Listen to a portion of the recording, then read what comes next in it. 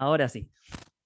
Ahora sí, bueno, les vuelvo a dar la bienvenida a todos, a todas. Muchas gracias por haberse conectado el día de hoy. El recordatorio que les mencionaba tiene que ver con, bueno, algo que probablemente no sea necesario recordar, que es que hay un formulario de asistencia que Ignacio va a estar enviando a lo largo de la reunión varias veces, por si hay gente nueva eh, que ingresa más o menos un poquito más tarde y que así todo quiera asentar su participación. Recuerden que eso no es central, pero sí nos permite tener a nosotros un registro de quién está participando sistemáticamente en las reuniones y quiénes no, y eso nos va a permitir al final de este recorrido. El formulario sí, ahí pregunta María Fernanda, se envía por el chat y se va enviando varias veces. Eh, Así que bueno, llegará hasta donde estén, Honduras, entre esos lugares, un gusto tener gente de allí. Y eso les va a permitir, como les decía, registrar su participación a lo largo de los distintos encuentros y a su vez nos permite a nosotros luego hacer los certificados correspondientes cuando el encuentro termine.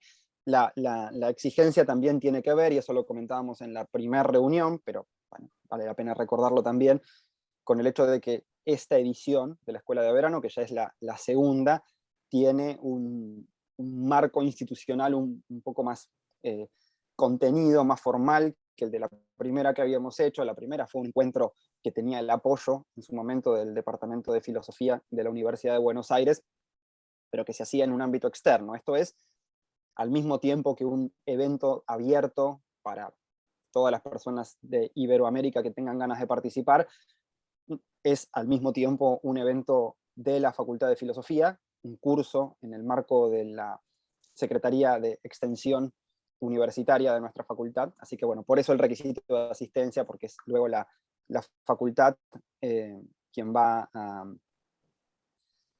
emitir los certificados, eso requiere de algunos controles y demás. Bueno, ahí está en el chat el formulario que acaba de hacer disponible Ignacio. Eh, para quienes no hayan estado la vez pasada y se sumen ahora, sean bienvenidos, sean bienvenidas, es un gusto tenerlos. Les recordamos, así a muy grandes rasgos, que el objetivo general es simplemente echar luz sobre algunos temas de agenda contemporánea en filosofía de la ciencia, desde perspectivas que no son precisamente las perspectivas estándar que solemos navegar quienes solemos eh, hacer actividades de investigación en nuestro grupo de trabajo, entre ellos Saya, Ignacio, y en el día de hoy tenemos una invitada de lujo que ahora Ignacio se va a encargar de presentar, que primariamente va a abordar algunos temas propios de la filosofía de la ciencia desde la perspectiva de la epistemología social. Tenemos también gente de filosofía del lenguaje, de hecho la veo a Dalila Cerebrinsky, que nos va a hablar de su investigación en un futuro encuentro. Yo no estoy seguro si es el próximo en el otro. Creo que primero Jesús y luego Dalila, pero bueno, en algún próximo encuentro la tendremos a Dalila y bueno, cerraremos con Olimpia Lombardi, que también es un lujo que nos damos como el lujo que nos estamos dando hoy. Sabemos que tienen en el Classroom un espacio donde siempre vamos a subir el video correspondiente a la reunión y recién lo conversábamos con Victoria, un material que ella preparó para compartir luego de la reunión, que tiene, si mal no entiendo, ella lo ampliará después, un recorrido más o menos temático sobre los temas de exposición que va a abordar en el día de hoy y algunas referencias bibliográficas sugeridas que son interesantes para quien quiera ampliar un poquito la lectura en la literatura especializada. Así que, bueno, acá el formato va a ser absolutamente dependiente de la voluntad de Victoria en cuanto a preguntas y el tipo de recorrido. Así que le paso la palabra a Nacho, a Ignacio, para presentar a la invitada de hoy sin spoiler. Simplemente aprovecho para agradecerle muchísimo a Victoria su participación, la buena voluntad y las ganas que demuestra el estar acá con nosotros difundiendo un poquito de su investigación para esta escuela de verano que armamos con mucha dedicación y con mucho cariño con Sasha y con Ignacio. Así que Nacho, todo tuyo. Bueno, muchísimas gracias y obviamente tengo el gusto de presentar a Victoria Laborerio, que investiga en el grupo de estudios sociales de la ciencia y de la tecnología en la Universidad de la República, en Uruguay.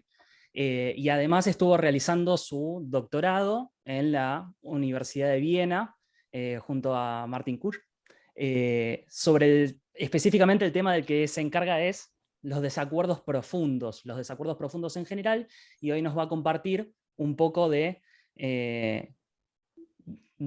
su experticia en el tema orientado a los desacuerdos en ciencia y en filosofía de la ciencia.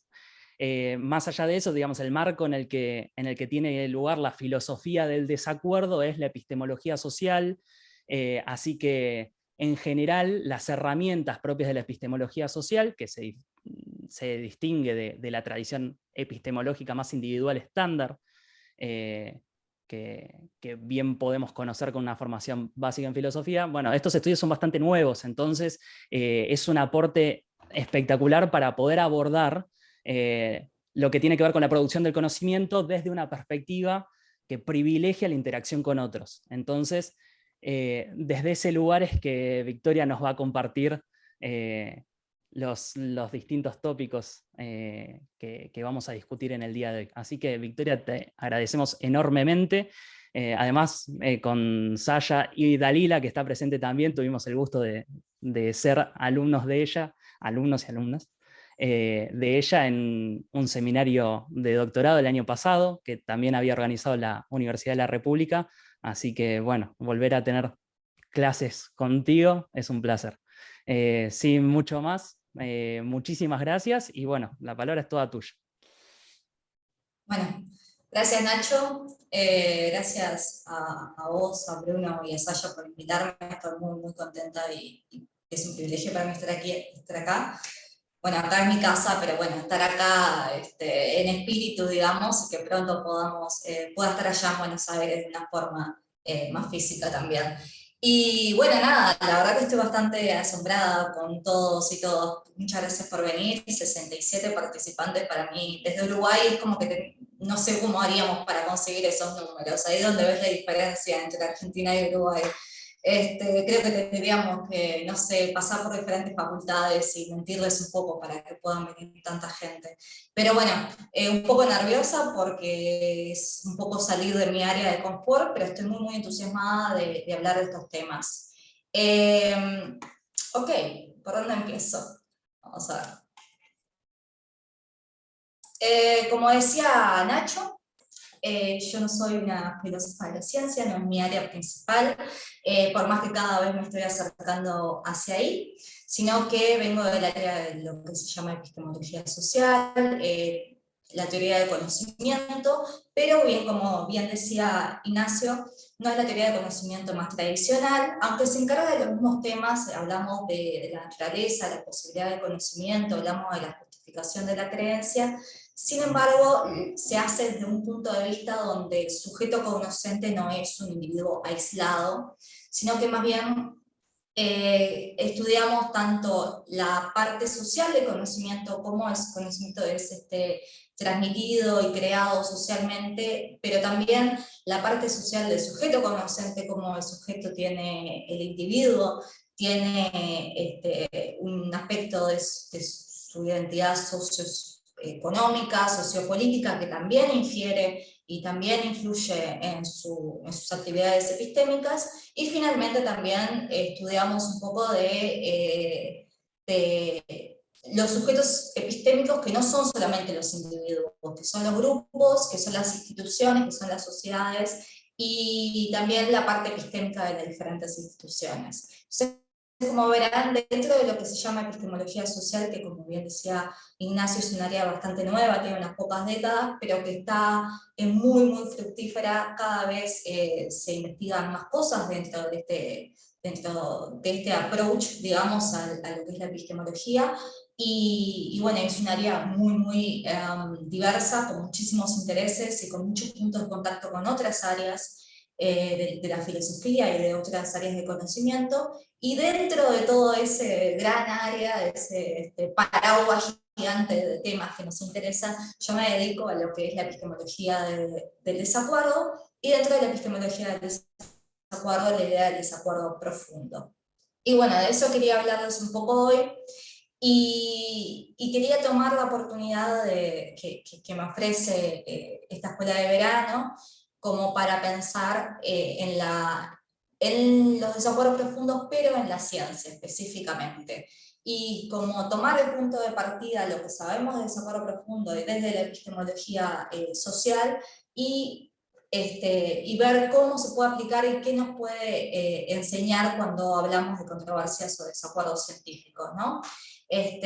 Así que les pido un poco de paciencia y perdón, porque no va a ser como una especie de, bueno, esta es mi tesis y acá tengo el porqué, voy a argumentar esta tesis, sino que va a ser más conversacional, más pensar en voz alta de mi parte, y ideas mucho más exploratorias que recién ahora estoy como empezando a pensar, y más que decir, más que construir, digamos, me gusta la idea de la exploración casi como una topología del asunto, ¿no? Es llegar a una isla y antes de empezar a ver qué se puede construir, vamos a ver cómo está el terreno, cómo está,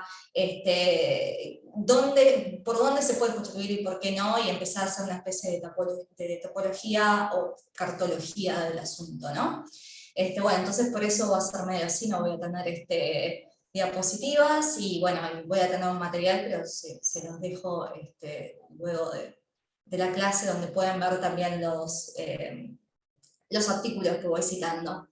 Ok, entonces, si estamos hablando de los desacuerdos profundos en la ciencia, las preguntas que me van a guiar en esta exploración van a ser las siguientes, al menos como para empezar. Después vamos a ver que estas preguntas van a ir variando y mutando, ¿no? La primera es si existen desacuerdos profundos en la ciencia. Y dentro de eso, la contrapartida es, si yo me estoy preguntando si existen desacuerdos profundos en la ciencia, es porque no es obvio que lo existan. Entonces, si no los hay, ¿por qué no los habría? ¿Por qué se pondría siquiera en duda la existencia de desacuerdos profundos en la ciencia? Y eso es algo que me interesa explorar más, ¿no? ¿Por qué es lo que podría conspirar en contra, digamos, de que existan los desacuerdos profundos en la ciencia? Y si existen, ¿cómo serían estos? ¿Qué características tendrían? Entonces, bueno, para empezar, tenemos que despejar una gran incógnita, porque estoy hablando de desacuerdos profundos, pero no dije qué son los desacuerdos profundos, y bueno, por ahí tenemos que empezar. Si bien la frase de desacuerdos profundos es una frase que es bastante coloquial, que creo que usamos más o menos en mayor o menor medida en nuestra vida cotidiana, y bueno, si la googleamos podemos encontrar muchos artículos periodísticos, académicos que hablen de esta frase, pero sin embargo estoy hablando de esta frase como una noción puramente filosófica y una noción técnica, que tiene un contexto en una determinada literatura, y por lo tanto es un fenómeno bastante delimitado de qué estamos hablando. Hablando de ese contexto, podemos ver el inicio de esta temática de los desacuerdos profundos en la filosofía analítica en 1985, que coincidentemente también es mi inicio como persona, con un artículo de Robert Fogelin, que fue un epistemólogo estadounidense que publica un artículo muy corto que es The Logic of Deep Disagreements en una revista de lógica informal, y habla de unos desacuerdos que él dice que según su propia naturaleza no pueden ser resueltos.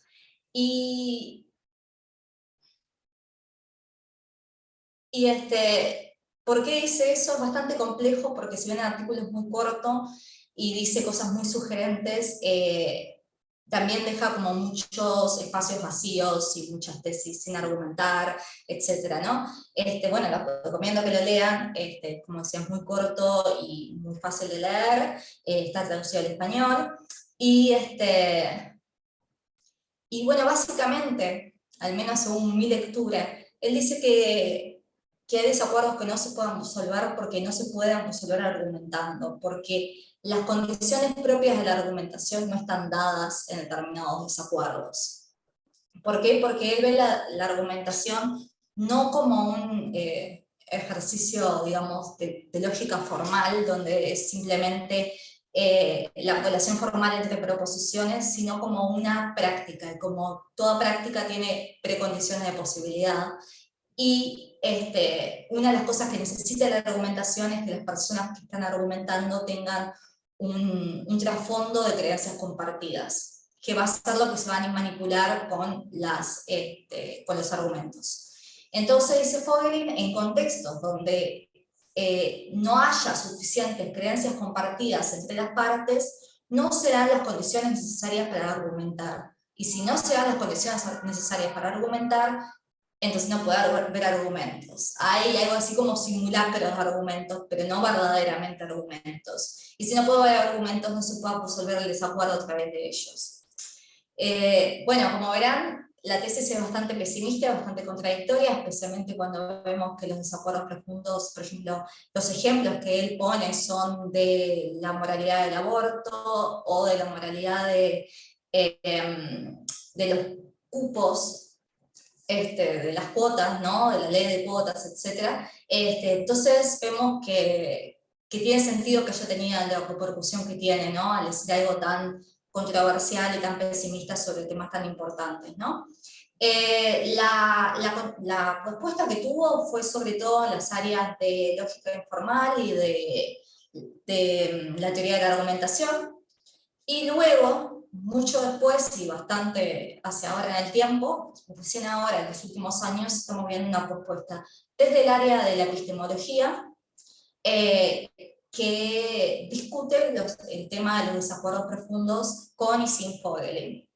Hay muchas teorías, hay muchas visiones de qué son, por qué pasan y cómo se pueden resolver.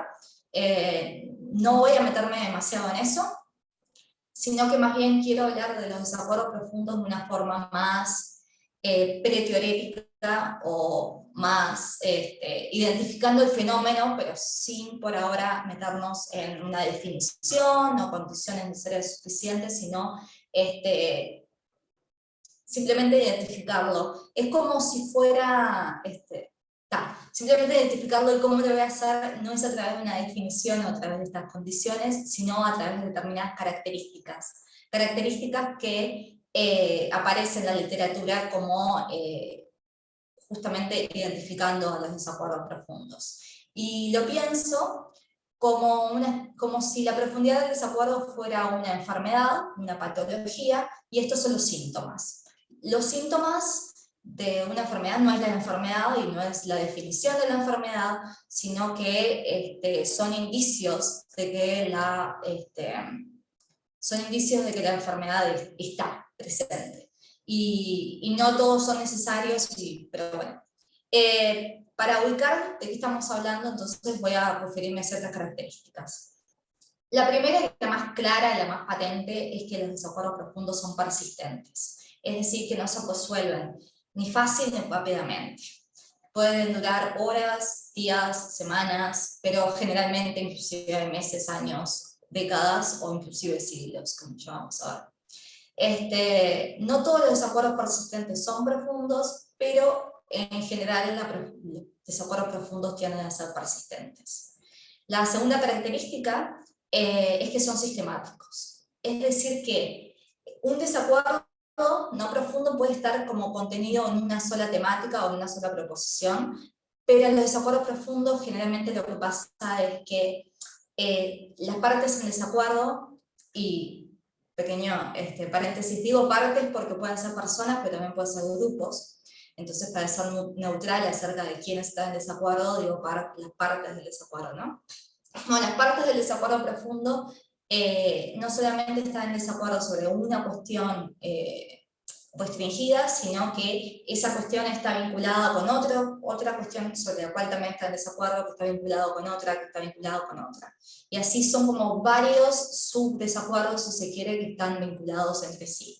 Por eso la idea del efecto dominó. una ficha que tira la otra, que tira la otra, o si les gusta más, tenemos esta imagen que nos trae Chris Panali en uno de sus artículos del Ripple Effect, que es ese efecto de ondas expansivas. Bueno, y además de que son persistentes y sistemáticos, los desacuerdos profundos también tienen la característica de que no tienen una forma obvia en que se puedan resolver. Es decir, las partes no están de acuerdo sobre cómo se resuelve el desacuerdo. A esto le voy a llamar como la dimensión epistémica. Del desacuerdo ya vamos a profundizar más en esto. Pero bueno, mientras que en un desacuerdo no profundo podemos tener diferentes visiones, pero las dos partes estamos de acuerdo que a quién habría que preguntarle, o dónde habría que consultar, o qué tipo de evidencia es necesaria. Ese tipo de cosas también están en desacuerdo. Parte de la sistematicidad del desacuerdo es esta dimensión epistémica. ¿Cómo se resuelve? ¿Cuál es la evidencia relevante? ¿Dónde ir a buscarla? ¿Cuáles son los métodos? Etcétera. Y la última característica que les voy a comentar, que por supuesto podemos ir sumando características, ¿no? O sea, no quiero decir que sean las únicas, pero me parece que como para empezar ya es más que suficiente, ¿no? Que además son las relevantes para lo que voy a estar hablando ahora, ¿no? La última característica que quería comentar es la idea de que en la literatura aparecen los desacuerdos profundos como choques entre diferentes visiones del mundo o cosmovisiones. Y eso se evidencia sobre todo en los ejemplos. La mayoría de los ejemplos de los desacuerdos profundos vienen de choques entre una cosmovisión religiosa, especialmente cristiana, y una cosmovisión secular, especialmente científica. Y bueno, en estos dos últimos temas es donde me quiero concentrar. La idea de la dimensión epistémica de los desacuerdos y la idea de las cosmovisiones. Para ver un poco más esto, voy a hablar unos minutos sobre un ejemplo paradigmático de la literatura del desacuerdo profundo, para que veamos más cómo se juega esto, ¿no? Estas dos características que les decía. Y el ejemplo es el ejemplo del creacionismo. Para hablar del creacionismo voy a hablar de este artículo de Michael P. Lynch de 2010, que se llama Epistemic Circularity and Epistemic Incommensurability. Luego les voy a dejar las referencias, no se preocupen. Este es un artículo de los primeros que habla de desacuerdos profundos en epistemología, y lo hace sin nombrar a Fogelin, así que ya vemos que tenemos una perspectiva bastante diferente, ya para empezar. Y él pone el ejemplo, un ejemplo hipotético, uno de esos que se dice toy examples, como ejemplos de juguete, donde es todo salido de la imaginación, pero el tema es el tema del creacionismo. Y piensan dos personajes, uno se llama Caín y otro Abel, que están en desacuerdo sobre, mientras que Caín piensa que nuestro planeta tiene millones y millones de años de antigüedad, Abel piensa que no, que tiene 7000 años de antigüedad. Claramente tenemos un desacuerdo porque son dos tesis incompatibles, son excluyentes mutuamente, y bueno, cuando empiezan a argumentar y a discutir, Caín y Abel se dan cuenta de que Caín piensa que nuestro planeta tiene millones de años de antigüedad porque piensa que el mejor método para conseguir conocimiento sobre este tema es a través de la evidencia fósil, y la evidencia geológica y la evidencia histórica, en fin, la evidencia científica sobre el asunto. Por otra parte, Abel piensa que nuestro planeta tiene aproximadamente 7000 años de antigüedad porque piensa que el mejor método, el más confiable para llegar al conocimiento sobre este tema es a través de la lectura de la escritura sagrada, es decir, la Biblia. Entonces, Lynch va a explicar este desacuerdo, va a decir que es profundo porque las partes tienen diferentes principios epistémicos fundamentales. Es decir, tienen diferentes juicios acerca de cuál es la fuente de conocimiento más confiable. Y como tienen diferentes fuentes de conocimiento más confiables, van a llegar a conclusiones distintas acerca del asunto.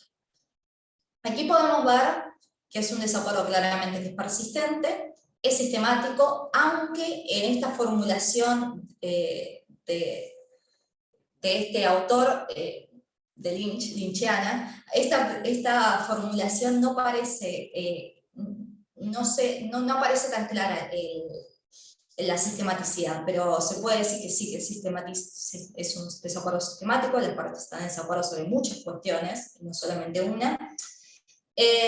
Podemos ver esta dimensión epistémica, al menos según Lynch tenemos diferentes principios epistémicos fundamentales, es decir, las partes van a juzgar diferentes métodos de obtener información como más confiable. Y finalmente podemos ver que es un claro ejemplo de diferentes cosmovisiones. ¿Qué es una cosmovisión? Es la gran pregunta, ¿no? Pero más allá de lo que sea, digamos que este parece como un claro ejemplo de una cosmovisión, de un cristianismo fundacionalista, de lo que se dice Young Earth Creationism, de un creacionismo de la Tierra joven, y por otro lado tenemos una cosmovisión más secular, ¿no? Y bueno, quería traer este ejemplo y un poco como desgranarlo de este ejemplo paradigmático de un desacuerdo profundo, porque vemos que los ejemplos paradigmáticos van a tener, como decía, choques entre diferentes cosmovisiones, donde la ciencia aparece como una cosmovisión que está en lucha, en confrontación con otra cosmovisión. Y donde parece que, digamos, los métodos científicos aparecen casi como un principio epistémico fundamental en sí mismo. Entonces mi pregunta es, si los desacuerdos profundos parecen involucrar diferencias o choques entre diferentes cosmovisiones, ¿puede haber desacuerdos profundos dentro de una misma cosmovisión? ¿Es la ciencia una cosmovisión? Y si lo es, entonces parecería que no encontramos desacuerdos profundos dentro de ella, ¿no? Y ahí es donde se genera para mí una tensión entre esta idea del choque de cosmovisiones y los desacuerdos profundos dentro de la ciencia. Y bueno, por supuesto que hay muchas cosas, muchas opciones que tenemos disponibles, ¿no? Pero antes de empezar a optar, me gustaría hablar de otro artículo donde se propone un desacuerdo profundo en la ciencia y bueno, compararlo un poco con este otro desacuerdo profundo que tenemos, que he presentado, ¿no? Pero básicamente me interesa explorar esa tensión que hay entre los desacuerdos profundos como diferencias entre cosmovisiones y de desacuerdos profundos dentro de una misma cosmovisión como puede ser la ciencia. Si es que es una cosmovisión, también tenemos que discutirlo, ¿no? Y bueno, voy a hablar de un artículo del 2013 que se llama The Value of Epistemic Disagreements in Scientific Practice, The Case of Homo floresiensis, que es de Helen de Cruz y Jonah de Smet, creo que estoy pronunciándolo bien. De vuelta después les paso las conferencias. Y bueno, en este artículo los autores proponen un estudio de caso, un desacuerdo dentro de la ciencia, que ellos dicen que es un desacuerdo profundo. Y bueno, quería un poco analizarlo con ustedes. Es el desacuerdo sobre el Homo floresiensis y sobre unos hallazgos descubiertos en el año 2003 en la isla de Flores, en una cueva en la isla de Flores en Indonesia, donde se descubren unos fósiles de homínidos que resultaron controversiales por sus características, ¿no? Parece que tienen un tamaño demasiado pequeño, que las personas no tendrían más de 1 metro de altura, y por eso fueron denominados en la cultura popular como hobbits, los hobbits de la paleontología. Y entonces de ahí surgieron, según estos autores, dos teorías contradictorias para tratar de explicar la taxonomía, el estatus taxonómico de este Homo floresiensis, de estos puestos. Por una parte tenemos ciertos científicos que hablan de una especie nueva de homínidos, porque las características fisiológicas no corresponden con ningún tipo de homínido que estuviera taxonómicamente presente hasta el momento. Y por otra parte tenemos un grupo de científicos que creen que no es una especie de homínidos nueva, sino que estamos hablando de Homo sapiens, pero que tienen una patología del desarrollo y por lo tanto tienen esa microcefalia y esos rasgos de enanitis, ¿no? Mientras que la otra parte explica la enanitis por el tema de una evolución insular.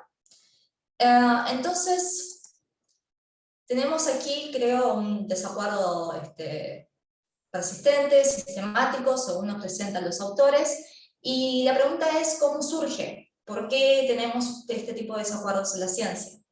Y según los autores de Cruz y Smet, este es un desacuerdo profundo porque, siguiendo a Lynch, va a decir que los diferentes científicos tienen diferentes principios epistémicos con los que se guían. ¿Y por qué tienen diferentes principios epistémicos? Bueno, porque, con excepciones, no totalmente, pero estas dos teorías corresponderían a una diferencia disciplinar. La mayoría de los científicos que estarían más dispuestos a apoyar una tesis de una nueva especie de homínidos vienen de campos como la paleoantropología o la arqueología, que parece como que toma más prevalencia la morfología de los huesos. Mientras que los científicos que se inclinan por la teoría de una patología son de campos que se vinculan más con una variación humana moderna, como los genetistas o biológicos, o biólogos clínicos, etc. Perdón mi desconocimiento, pero bueno, parece que hay una división bastante clara entre distintas disciplinas y cómo interpretan la evidencia. Y hablando de evidencia, una cosa importante que estos autores hacen en su artículo, que me parece que es muy sugerente, es dividir es hacer una distinción entre dos dimensiones de la evidencia, o dos sentidos de la evidencia. Hablan de una evidencia en sentido estrecho, o narrow, y una evidencia en sentido amplio, o wide, o broad, perdón. Dice que hay evidencia en sentido estrecho, no sé si me gusta esa palabra, pero bueno, cuando hay evidencia que es compartible, accesible para todas las partes. Y estamos hablando de papers, estamos hablando de estudios, estamos hablando de fotografías, de los huesos mismos, de mediciones, etc. Todo aquello que todas las partes pueden acceder sin mayor problema, ¿no? Especialmente si hay una libre comunicación de la información científica. Pero hay otro tipo de evidencia, según estos autores, que es una evidencia en un sentido más amplio, que incluye el conocimiento con el que viene cada científico a interpretar esa evidencia en sentido estricto. El conocimiento que viene de la experiencia y de la educación en una determinada disciplina. Entonces, por ejemplo, mi amigo paleontólogo puede venir y compartir conmigo un artículo y yo puedo leerlo y puedo entenderlo hasta donde pueda entenderlo, pero va a haber una dimensión de ese artículo que yo no voy a poder apreciar por mi falta de expertise en el tema. Como cuando cuando tu médico te muestra tu placa y te dice, ¿viste esto que hay acá? Y vos ves, pero no estás viendo lo mismo.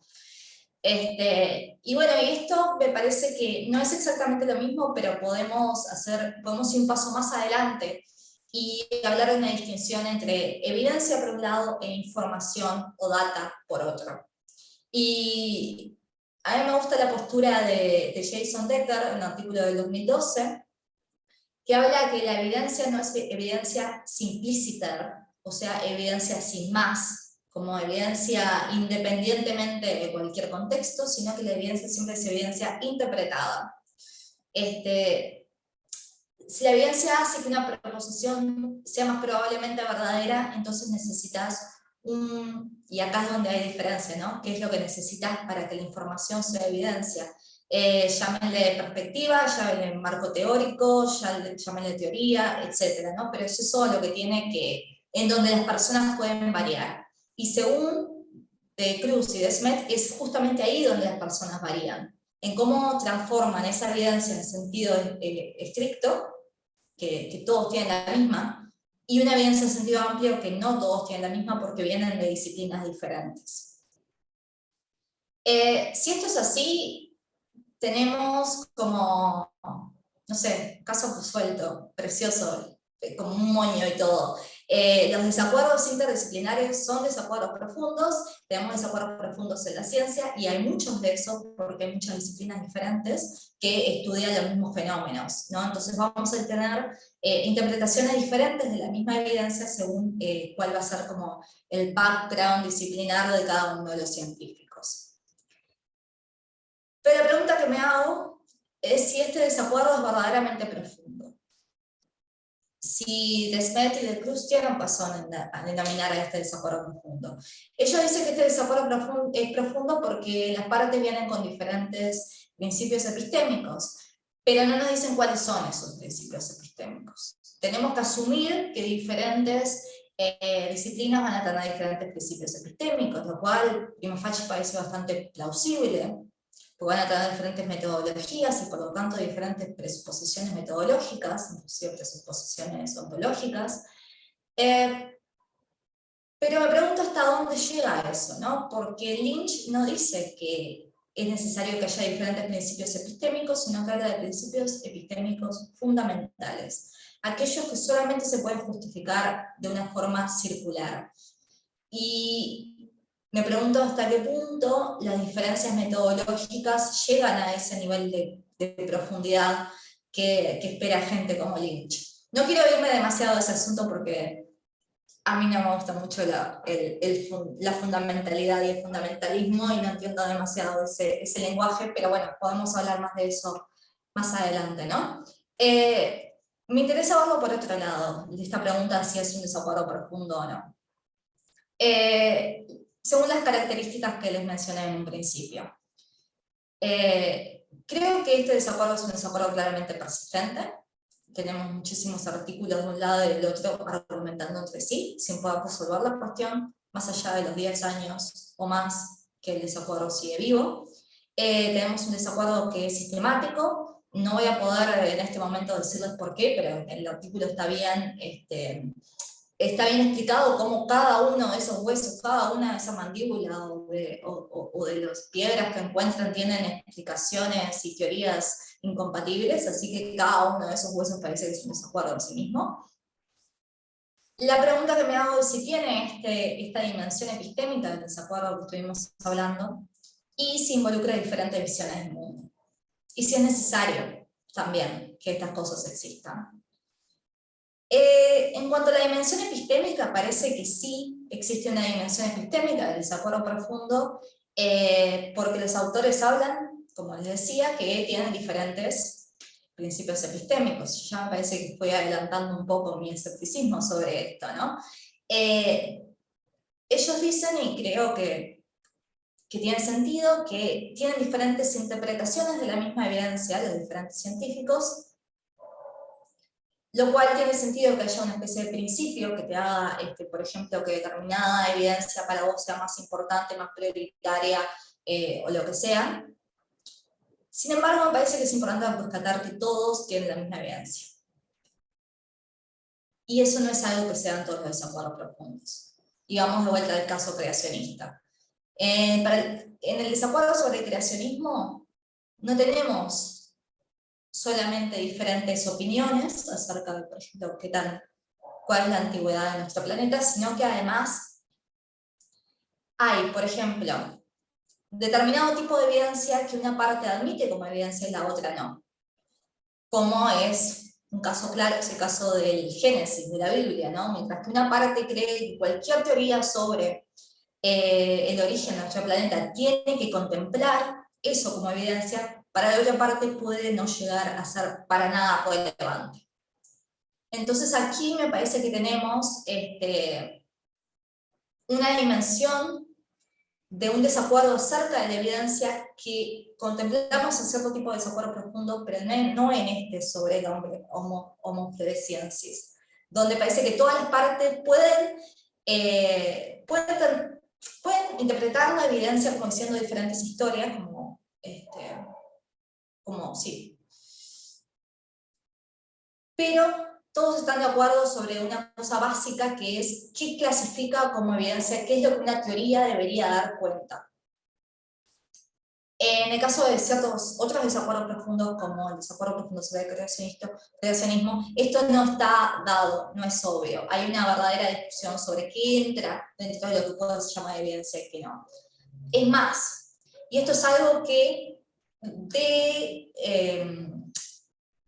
de la forma de ver el ejemplo, según lo ve Lynch, no se puede apreciar, no se puede rescatar porque no es algo obvio, pero que cuando vas a un desacuerdo verdadero, como hice yo de investigar un desacuerdo profundo sobre creacionismo que pasó, un debate entre un autor creacionista, en este caso Ken Ham, y un divulgador científico, en este caso Bill Nye, cuando fui a investigar eso, vi que el desacuerdo tiene más dimensiones y tiene una dimensión epistémica aún más compleja de lo que Lynch y otros quieren dar cuenta. Por ejemplo, Ken Ham en un momento habla de que todos tenemos la misma evidencia en este debate. Todos tenemos los mismos fósiles, todos tenemos los mismos animales, todos vivimos en el mismo mundo, todos tenemos la misma evidencia, solamente que interpretamos la evidencia diferente. Es decir, en el desacuerdo sobre el creacionismo, los creacionistas van a intentar que su desacuerdo sea visto igual que el desacuerdo que vimos sobre el Homo floresiensis, donde es la misma evidencia interpretada de diferentes formas. Por otra parte, Bill Nye y otros científicos van a decir, no tenemos la misma evidencia. Nuestra teoría o nuestras teorías tienen evidencia que la respalda, mientras que la teoría de ustedes no tiene evidencia que la respalda o tiene evidencia muy débil. No tenemos la misma evidencia, interpretándola diferente. ¿Y aquí qué tenemos? Tenemos dos conceptos diferentes de evidencia, lo cual adelanto algo que probablemente termine hablando al final, y es que hay una dimensión conceptual de los desacuerdos profundos. ¿Qué hacemos con eso? No lo sé, pero bueno. Quería como comparar los casos como para que vean que por más de que sea cierto de que los científicos puedan tener, al menos en el caso de que estamos hablando, puedan tener diferentes principios epistémicos que hace que interpreten la evidencia de forma diferente, aún así hay acuerdos básicos sobre esa evidencia que en otros desacuerdos profundos no los vemos. Lo mismo pasa con los métodos. Si bien hay un fuego cruzado en cuáles métodos son mejores para determinar qué teoría es verdadera, hay un acuerdo en que todos los métodos son válidos hasta cierto punto. Hay un acuerdo en que todos los métodos son científicos hasta cierto punto. En otros desacuerdos profundos no existe eso. No existe un acuerdo acerca de cuáles métodos son válidos. Y finalmente dijimos que el desacuerdo profundo, esta dimensión epistémica, también significa que las partes no están de acuerdo de qué resolvería el desacuerdo. Y eso no pasa en este desacuerdo que nos trae Tectus y Smith, porque habría lo que ellos llaman smoking guns, que son este tipo de evidencia que de encontrarse darían una respuesta definitiva. El problema es que, bueno, los fósiles de hecho no se fosilizaron y hay muchos problemas que vienen de la investigación histórica, de cuando estamos hablando de cosas que pasaban hace miles y miles de años, que la evidencia nunca va a ser perfecta o nunca va a ser lo que queremos que sea. Pero sin embargo, si lo fuera, todos están de acuerdo en qué tipo de evidencia sería la que zanjaría la cuestión. Y eso no pasa, una vez más, en otro tipo de desacuerdos.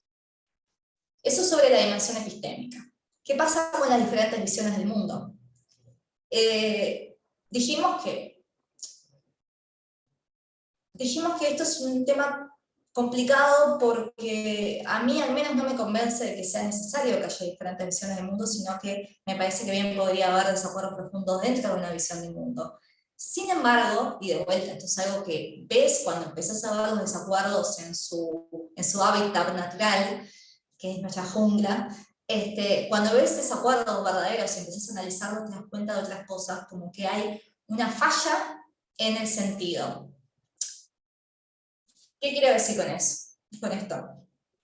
Cuando estamos hablando de este desacuerdo científico que nos traen estos autores sobre estos fósiles, vemos que las partes se consideran a sí mismas como equivocadas, uno piensa que el otro está equivocado, pero aún así sigue pensando que son colegas, que son científicos, y siguen pensando que, aún si está equivocado, tiene sentido. Ah, bueno, veo la evidencia, veo cómo podés pensar esto, estás equivocado, pero entiendo cómo pasás de la evidencia a tu conclusión. Eso es algo que en muchos desacuerdos científicos está muy amenazado. Cuando vos ves, y de vuelta, capaz que les dejo los links de los videos estos del debate que les decía entre Ken Ham y Bill Nye, ves las caras de los, especialmente de Bill Nye, y empezás a ver desconcierto, una falta de sentido. No entiendo cómo podés decir lo que estás diciendo. Las partes, y ahí es donde me parece que la idea de visión del mundo empieza a jugar, pero yo no le diría visión del mundo, pero empieza a jugar a algo así. Porque las partes no solamente tienen diferentes opiniones, ni siquiera solamente tienen diferentes evidencias, tienen diferentes concepciones de qué es plausible, de qué tiene sentido, de qué se puede decir y qué es una barbaridad.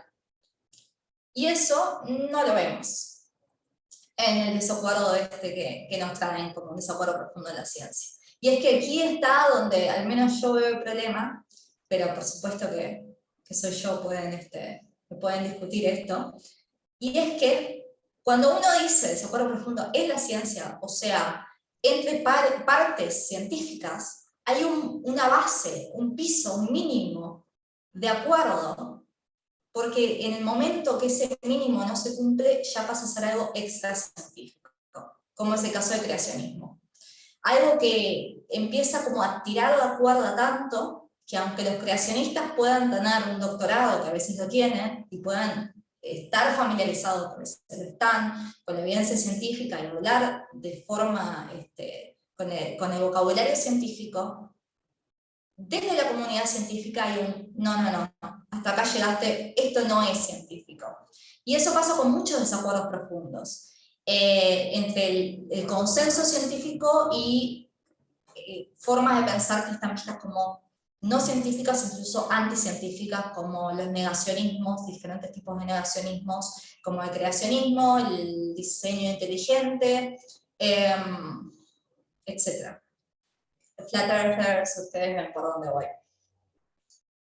Entonces, lo que me llama la atención es hasta qué punto el desacuerdo puede tener cierta profundidad hasta que deja de ser un desacuerdo propio de la ciencia.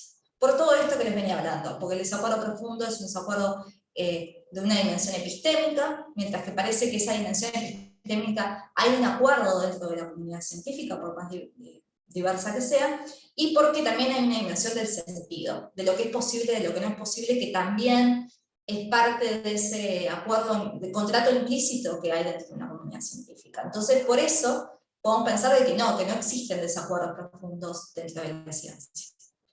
Bueno, yo no creo en eso.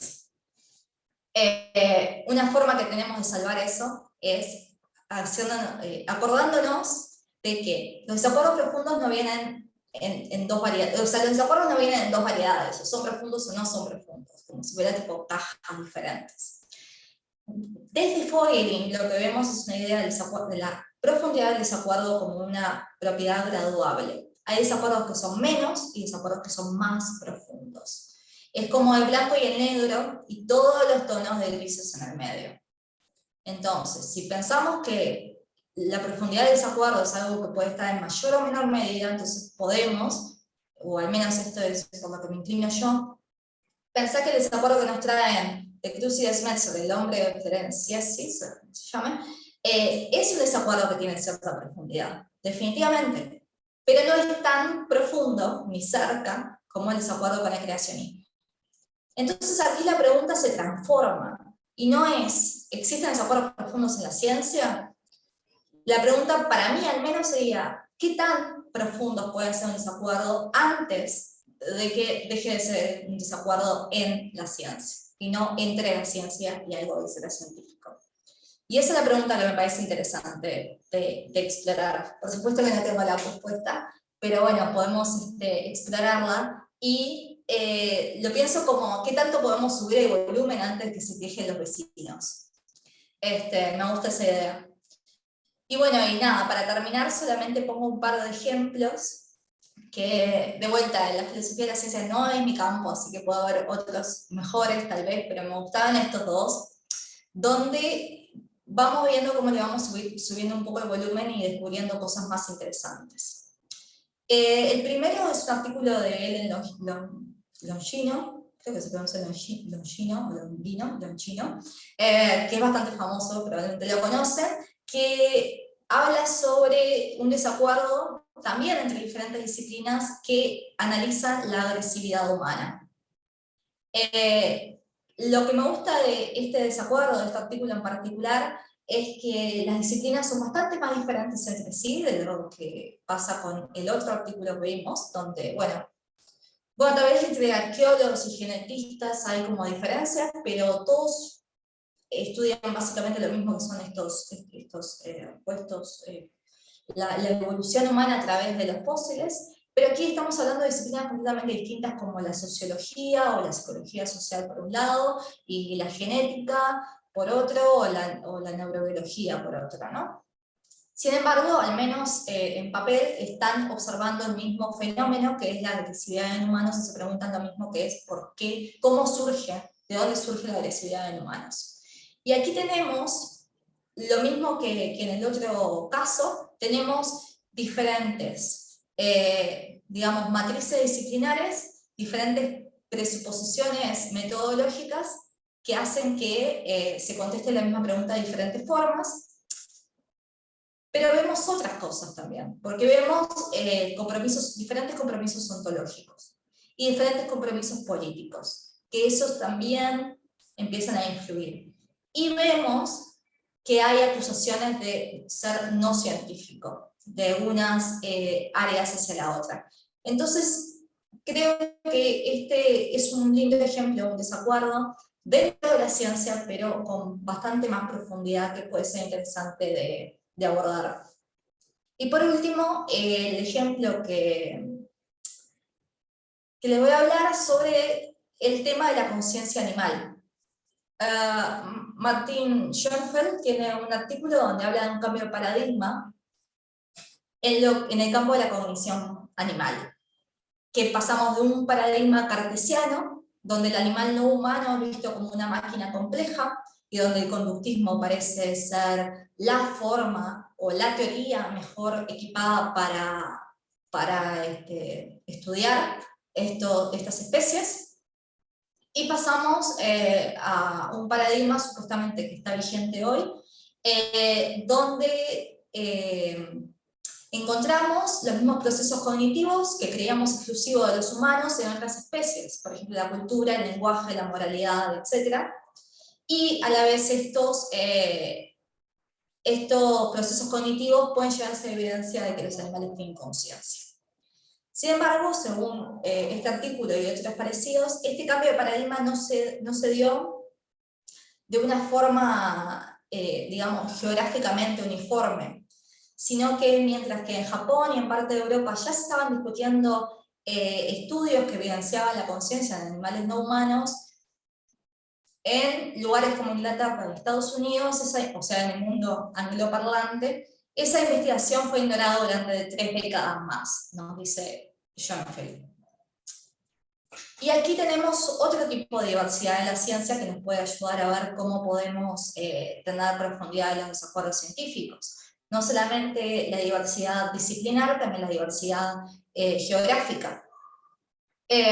¿Cómo se explica este desacuerdo entre una visión más cartesiana y mecanicista de la cognición animal, y una visión donde, digamos, más permisivista, inclusive se llega a decir como más antropomórfica de la cognición animal. Bueno, acá volvemos a la idea de cosmovisiones, porque no es casualidad que tengamos por un lado a Estados Unidos o a Inglaterra, la cuna del capitalismo por un lado, y a Japón, por ejemplo, y esas diferencias entre el este y el oeste, ¿no? Pero, y esto es algo que capaz que tendría, o sea, que podría haberlo dicho antes, pero me parece que está bueno decirlo ahora, a mí al menos no me gusta la idea esta de la cosmovisión para trabajarla. Me parece una idea, no sé qué les parece a ustedes, si bien es comprensible coloquialmente, digamos, es una idea demasiado amplia, demasiado vaga, tiene demasiadas cosas adentro como para usarla para explicar, ¿no? ¿Por qué existe el desacuerdo profundo? Bueno, porque la gente tiene diferentes visiones del mundo. ¿Me estás explicando algo o me estás diciendo lo mismo con otras palabras? La pregunta es, ¿por qué tenemos diferentes visiones del mundo? Y si podemos explicar eso de una forma epistémica. Y entonces acá tenemos que las diferentes identidades espirituales o religiosas, nos dice Schoenfield, a la vez que las diferencias en los idiomas y las palabras de conciencia en cada idioma, es interesante lo que dice, no sé hasta qué punto es verdadero, porque no soy filóloga, las diferencias conceptuales en de la palabra conciencia en cada idioma abre posibilidades conceptuales. Y acá hay una parte que es importantísima para mí, que es la idea de la inteligibilidad. La plausibilidad que le damos a diferentes presuposiciones heurísticas. Y que, para terminar, con esta idea de qué tan profundos pueden ser los desacuerdos profundos en la ciencia, hay muchos lados, hay muchas cosas que podemos investigar en esto. Ya dije algunas, como la idea de cosmovisión. ¿Por qué a veces puede no ser muy plausible cuando tenemos gente que, por ejemplo, del mismo país, contemporáneos, gente que no parece en una primera vista tener diferentes cosmovisiones y sin embargo tiene un desacuerdo profundo? Pero en otros casos, como vemos, esta diferencia geográfica puede ser más útil, ¿no? Y bueno, dentro de la filosofía de la ciencia, históricamente vemos otros intentos de dar cuenta de esto, de por qué la misma información puede llegar a diferentes... a ser diferente. La misma información puede ser evidencia o no para distintas personas, ¿no? Yo creo que más que la idea de visiones del mundo, como visiones que es demasiado amplia, podemos como desagregarla y empezar a ver cosas como con más detalle, ¿no? Y esta idea de, bueno, por una parte, la dimensión conceptual de los desacuerdos profundos, que es algo que no se le está dando la importancia necesaria, podemos empezar a averiguar por ahí. Los compromisos ontológicos, la plausibilidad de cada presuposición o heurística, etc. Y bueno, y yo he desarrollado esta idea de la concepción, de cómo se concibe, y con esto termino, porque ya no tiene mucho que ver, pero bueno, les digo, ya que estoy, qué pienso yo. Una de las ideas que he estado investigando es esta idea de la concepción analógica. Y creo que en este caso se ve muy claro cuando concebimos animales como si fueran máquinas complejas. Esa concepción analógica, como diría Wittgenstein, no es que estas cosas las pensé yo, ojalá, cuando usamos un modelo de esta forma analógica, va a haber características del fenómeno que se van a resaltar, que van a quedar más evidentes, más claras, más nítidas, mientras que se van a oscurecer otras. Entonces, si uno consigue, por ejemplo, los animales como máquinas complejas, entonces de por sí, casi que por definición, se excluyen determinadas posibilidades. Y bueno, ahí se puede ser un punto de partida para ver estas diferencias diferencias en la ciencia que va más allá solamente de la dimensión epistémica, también tiene que ver con la dimensión del sentido. Y ya me parece que por acá lo dejo y quiero ver qué tienen ustedes para decirme de todo esto.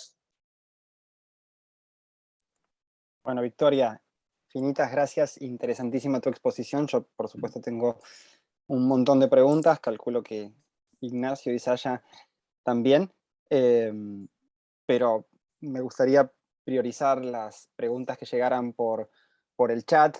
Como les decimos siempre, pueden elegir el número de participantes que tenemos, ya ronda los 80, es mucho, pero me parece que al menos priorizando el chat, si hay alguien que quiera expresar verbalmente su pregunta, puede anotarse y pedir la palabra por el chat y se la damos, no hay problema, pero adelantamos algunas de las preguntas que llegaron. Si llegan muchas, haremos una selección para no tocar varias veces los mismos temas. René Campis dice, tal vez suena muy básico, se pregunta, pero ¿no obedece el desacuerdo a la carga teórica previa de los participantes más que a los principios epistémicos que estos participantes tengan? Bueno, me gustaría escuchar qué piensan ustedes, todos ustedes, porque en esto yo puedo dar más bien mi opinión. ¿Obedece la carga teórica? Sí. Yo no sé si haría esa dicotomía entre carga teórica por un lado y principios epistémicos por otro. Podemos pensar que los principios epistémicos son parte de la carga teórica, ¿no? Y a mí particularmente, yo que sé, me gustan mucho los detalles, ¿no?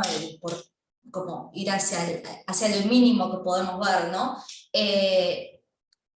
Si hay diferentes cargas teóricas, ¿por qué hay diferentes cargas teóricas? ¿No? ¿Qué es lo que hace que cada, por ejemplo, en este caso científico, se decante por una teoría o por otra? ¿No? Y bueno, a mí me parece que los principios epistémicos que acepten puede ser una buena explicación de por qué diferentes teorías, pero no sé. En epistemología está esta idea donde, bueno, justamente pues epistemología hay que explicar las cosas a través de lo epistémico, ¿no? De los principios epistémicos, por ejemplo, de los principios epistémicos que cada uno acepta. Pero a mí me interesa saber por qué cada uno acepta diferentes principios epistémicos, ¿no? Que es a eso donde quiero llegar, ¿no? O sea, ir más allá todavía. Y eso en epistemología muchas veces se piensa como algo que es irrelevante, ¿no? Como algo que obedece a la psicología, a la sociología, bueno, porque hay personas que nacen en una familia, yo qué sé, religiosa, y hay personas que no, etcétera, ¿no? Y es como que eso ya deja de ser parte de la investigación. Bueno, a mí particularmente me interesa eso, me interesa porque hay cosas que te suenan como plausibles, hay cosas que te suenan como directamente sin sentido o que no pueden llegar a ser. Me parece que eso es parte de las decisiones epistémicas. No sé si puedo decir algo más sobre eso, sin divagarme demasiado. Perdón, no me podía desmutear. Bueno, invito por supuesto a René, en particular en este caso, que fue quien formuló la pregunta, pero en cualquier caso a cualquiera que haga una pregunta y que sea esa pregunta respondida por Victoria, a repreguntar o a pedir la palabra si quiere intervenir de algún modo para clarificar algo o lo que fuere. Hay dos preguntas que se formularon por cuerdas separadas, como se decía cuando yo trabajaba en la administración pública, pero que me parece que en algún sentido podrían agruparse, tanto porque son preguntas más bien por casos específicos.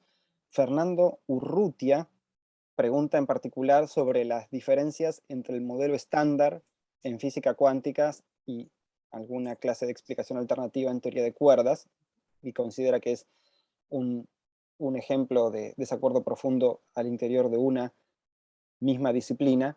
Y Rubén Elías Vega, Vega Aguilar, pregunta en particular sobre las discrepancias que existen entre mediciones de la aceleración del universo. Por supuesto, no esperamos, Victoria, que estés familiarizada con los detalles de cada uno de los casos, pero son desacuerdos aparentemente o al menos cuando leía las preguntas de Fernando y de Rubén, a quienes por supuesto invito a hablar si tienen ganas acerca de cada una de sus inquietudes con Victoria, pensaba que suenan casos plausibles de, de tipos de desacuerdos teóricos que reúnen las características que mencionabas: persistencia, sensibilidad a las razones, etcétera.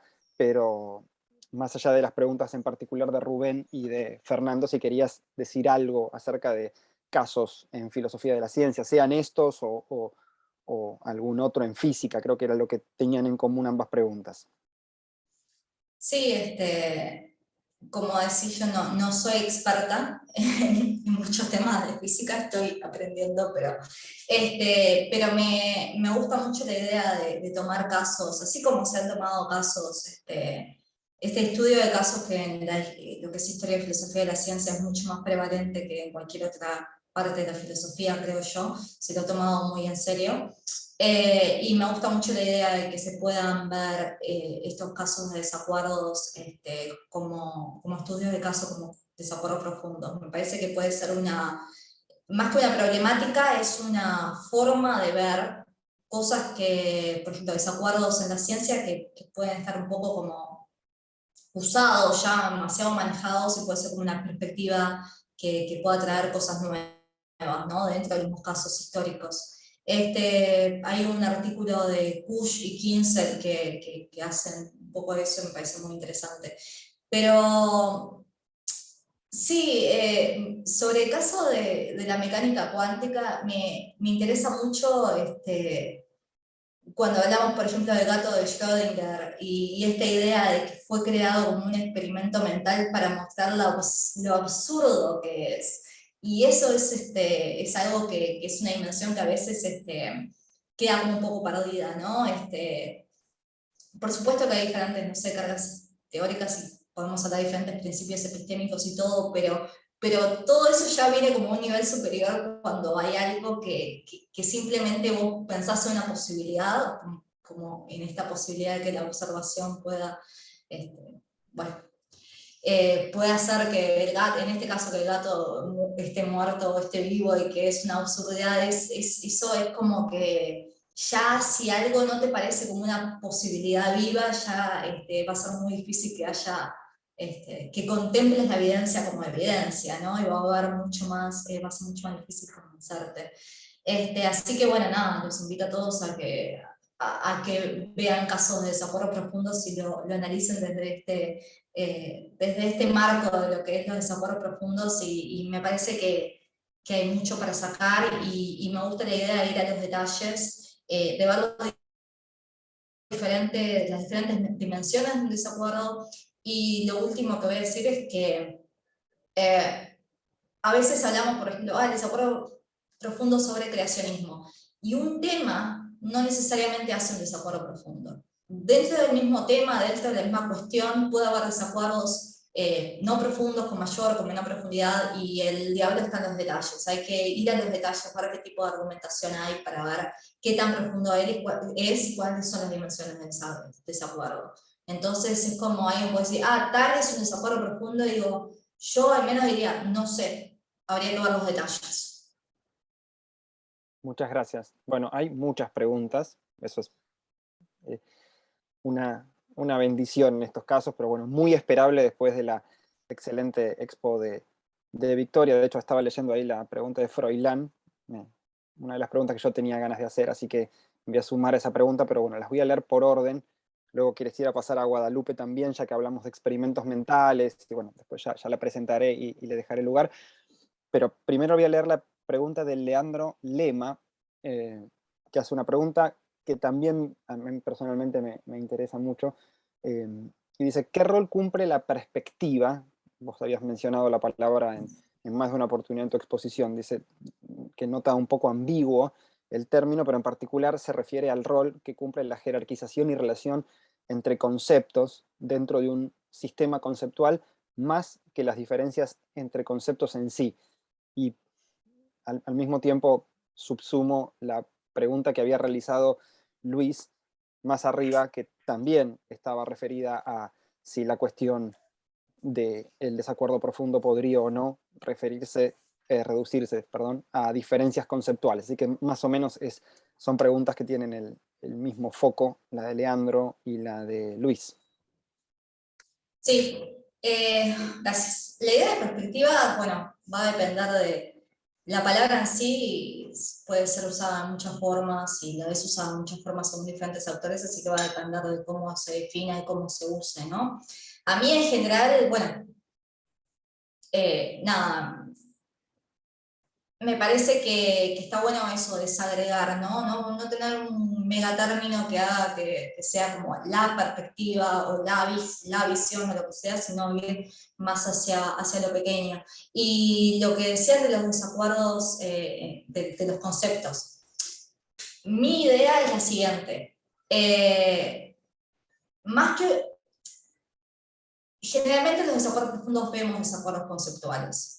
Eso casi que, no voy a decir que es algo necesario en nada prescrito, pero casi que una fija, ¿no? Así como son persistentes, esa dimensión conceptual está. Y si empezás a pensarlo, no sorprende que esté, porque ¿cómo puede ser que dos personas piensen tan diferente sobre lo mismo y sin embargo usen los términos de exactamente la misma forma? Al menos mi forma de ver el asunto es que usamos los mismos términos, pero le damos significados diferentes, o no completamente diferentes, pues si no, no estaríamos hablando de lo mismo y no estaríamos comunicándonos, pero suficientemente diferente porque pensamos muy distinto acerca del tema. Entonces tiene sentido que nuestros conceptos no sean exactamente igual. Sin embargo, pienso que un desacuerdo profundo no es un desacuerdo acerca de un único concepto, sino de una constelación de conceptos que interdefinen el campo sobre el cual estamos hablando. ¿Cuáles son esos conceptos y cuántos son, etcétera? Eso va a depender de cada uno de los casos, ¿no? Pero en general me gusta eso, me gusta que no cae, en general no cae en todo en un único concepto. Y si pensás que lo haces porque estás dejando de ver cómo ese concepto se relaciona con otros. Para poner un ejemplo así bien breve, en el debate ese que les decía entre Ken Ham y Bill Nye, hay una constelación de conceptos como el de evidencia, o sea, tienen diferentes conceptos de evidencia, yo les decía, pero también hay diferentes conceptos de lo que es una creencia, de que lo que es una presuposición, de lo que es la ciencia, de lo que es la observación. Y si lo pensás, tiene sentido que así lo sea, porque estos conceptos se interdefinen, ¿no? Entonces, nada, no sé si queda contestada la pregunta, pero yo me iría más para ese lado. Insisto siempre en que pueden repreguntar o enviar especificaciones, de hecho lo hizo Fernando Urrutia sobre algo que habíamos conversado más arriba, ya llegaremos a eso. Guadalupe Mettini tenía una pregunta. Guadalupe fue invitada como oradora expositora a nuestra última edición de la escuela primera y anterior edición de la escuela de verano, y como habíamos mencionado también el tema de experimentos mentales, Guadalupe es profesora de filosofía en la Universidad Nacional del Litoral, y bueno, si querés, Guada, te dejo el espacio para que hagas así en vivo la pregunta o el comentario que quieras. Gracias. ¿Se me escucha? Bien, gracias Victoria por tu presentación, la verdad que es súper interesante la cuestión que introducís, bueno, nueva para mí, así que me entusiasma mucho leer sobre este tema. Si me das permiso, te hago primero un comentario y después una pregunta que está, así queda más claro. Por un lado, el comentario tiene que ver con lo que venían preguntando sobre las cuestiones vinculadas a la perspectiva y a la jerarquización de creencias, porque no termino de entender, digamos, cuál es el aporte de la epistemología social, digamos, a el esclarecimiento de esta cuestión, y pensaba en contribuciones como las de Tamar Hendler o Nancy Nersessian, ¿no? Específicamente sobre cuestiones de cambio conceptual, donde si bien no se habla de desacuerdo profundo, sí se habla mucho de esta idea de que las creencias operan de alguna manera como universos conceptuales, entonces de fondo está esa visión constructivista un poco kuhniana de que hay un proceso, ¿no? de acomodación de creencias cuando hay cambio conceptual, ¿no? Y en ese sentido se transforman todas las creencias y funcionan, como vos decías, como un universo conceptual. Entonces, puntualmente lo que yo tengo leído de estas autoras, especialmente de Tamar Hendler y de Nancy Nersessian, es, bueno, cómo puntualmente, por ejemplo, un experimento mental introduce ese tipo de transformación en el universo conceptual, porque justamente involucra algo que vos dijiste antes, que es que hay una posibilidad empírica, específicamente en el caso de experimentos mentales científicos, que no había sido contemplada, ¿no?, dentro del universo conceptual, por ejemplo, de los interlocutores de un diálogo de Galileo. Entonces, eso a lo mejor digo, no sé si ya lo habías considerado, pero puede servir para seguir pensando estas cuestiones que vos planteás, que me parecen súper interesantes, no sé si es pertinente después decir. Y por otro lado, me queda un poco la duda de en qué medida este es un problema de la teoría del conocimiento, o sea, de la epistemology, digamos, que acá en Argentina por ahí decimos epistemología para hablar de filosofía de la ciencia, ¿no? Pero bueno, entiendo que epistemología se refiere a lo que nosotros acá conocemos un poco como teoría del conocimiento. Entonces, ¿en qué medida es un problema el de los desacuerdos profundos de la teoría del conocimiento, o en qué medida es un problema metafilosófico? Porque por lo menos, si lograra entender bien el planteo, la cuestión es, en el fondo, cuáles son los límites de una discusión racional, ¿no? Si hay alguna pretensión prescriptiva en comprender, digamos, más allá de comprender la naturaleza del desacuerdo, si hay una dimensión prescriptiva, el problema en el fondo sería cuáles son los límites de un desacuerdo racional, y en todo caso, cuáles son los criterios dentro de los cuales sería razonable sostener una discusión, ¿no? Porque si hay desacuerdos irreconciliables, en todo caso lo que podemos plantear desde el punto de vista filosófico es la comprensión de cuáles son esos desacuerdos irreconciliables, pero no estoy segura si desacuerdos profundos implican necesariamente desacuerdos irreconciliables, o si se pretenden plantear los límites de esos desacuerdos. Entonces, la pregunta iría por ahí, ¿no? Por un lado, si es un problema de teoría del conocimiento o si es un problema metafilosófico, ¿no? Específicamente, ¿no? Si hablamos de los límites de la discusión racional, se podría pensar como un problema metafilosófico, y qué aporte la epistemología social específicamente da a este problema, porque parece ser un poco teórica la cuestión de establecer cuáles son los límites del universo conceptual de cada uno de los interlocutores, ¿no? Excepto que haya una investigación empírica sociológica, ¿no? Para establecer en qué consisten esos universos conceptuales. Entonces, la pregunta, reitero, por un lado, si es un problema de teoría del conocimiento o si es un problema metafilosófico, y por otro lado, ¿cuál es el aporte puntual de la epistemología social para esclarecer esta cuestión? Gracias. No, gracias a vos. Voy a prender la luz un segundo mientras que pienso la pregunta.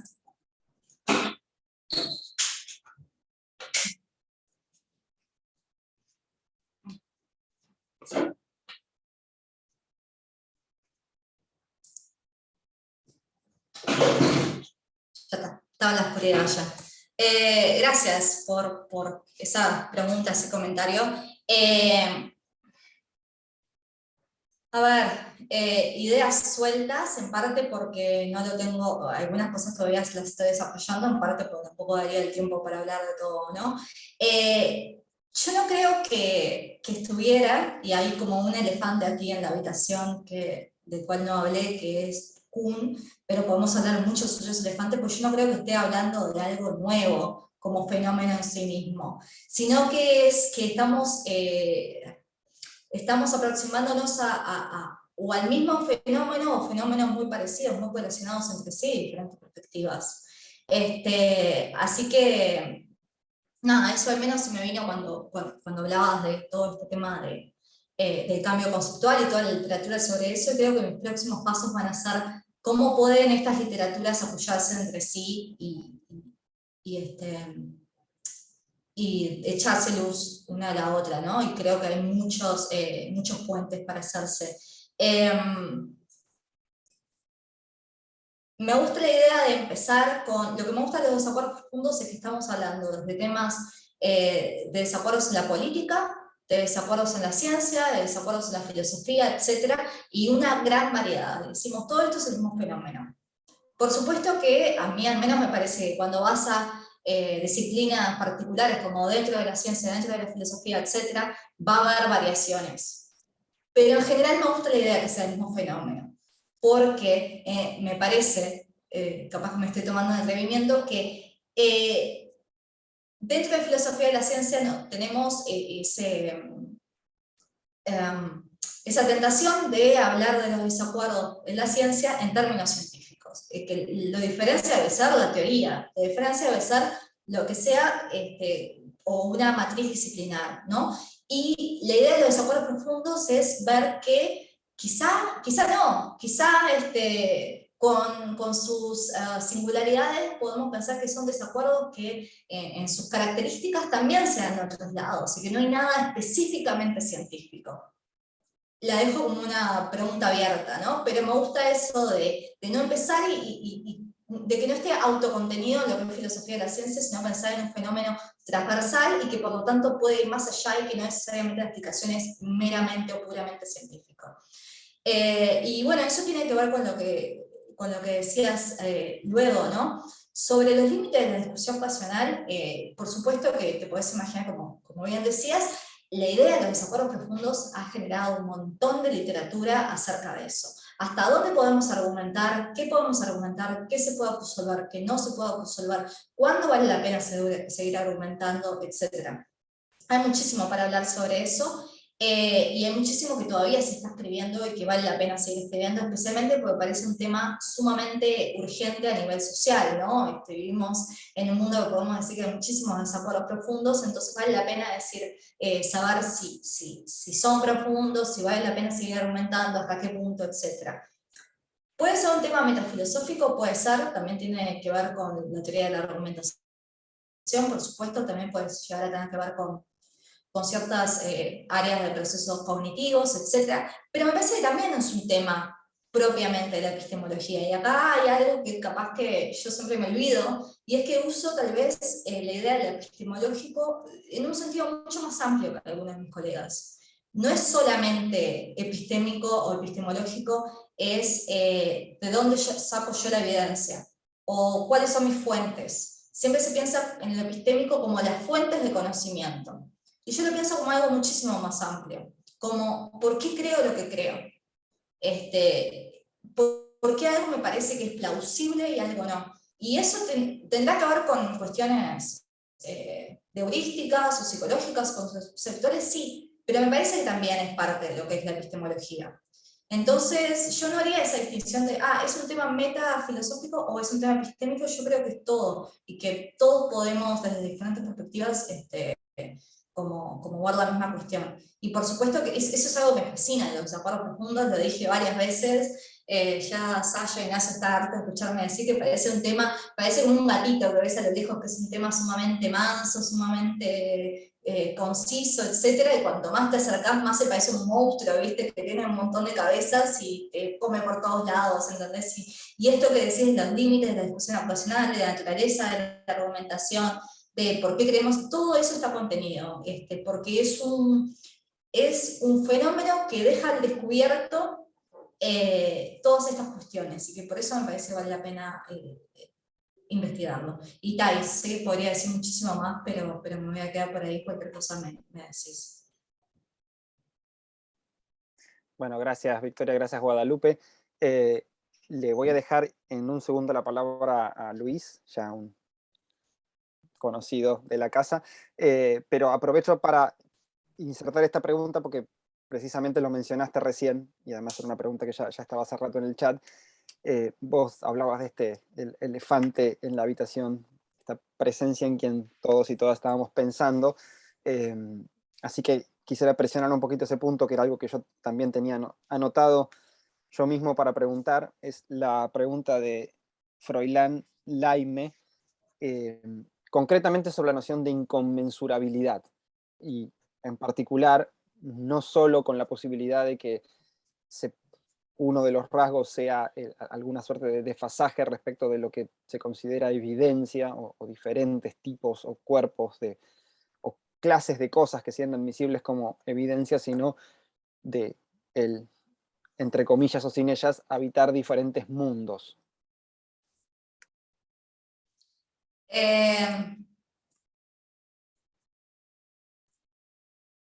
A mí me parece que este tema de los desacuerdos profundos tiene que ser como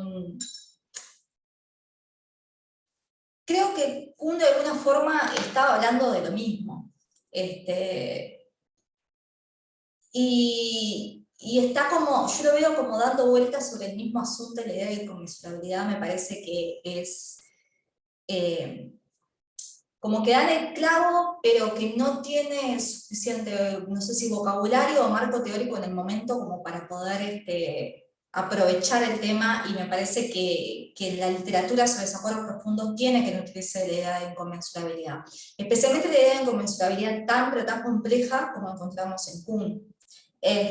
Donde, ya saben, va evolucionando en sus diferentes escritos y todo. Eso va a ser como uno de mis próximos trabajos, es eso, es nutrir la idea de los desacuerdos profundos desde el lado de la inconmensurabilidad, y eso es algo que Longino en su artículo también habla, no habla de inconmensurabilidad, pero sí habla de incongruencia. Dice, estas perspectivas distintas sobre el mismo tema no pueden sumarse, porque no están literalmente hablando de lo mismo, pero a la vez no.